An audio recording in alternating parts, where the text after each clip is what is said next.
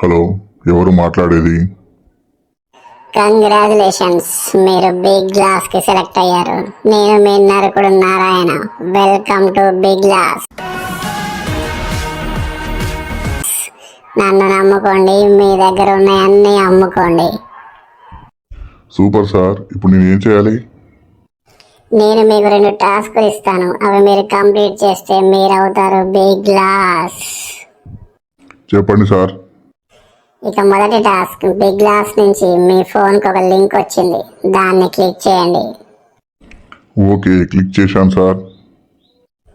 Congratulations, మీకు రెండవ task. మీకు ఒక 6 అంకెల నెంబర్ వచ్చి ఉంటుంది, అది మాకు చెప్పండి.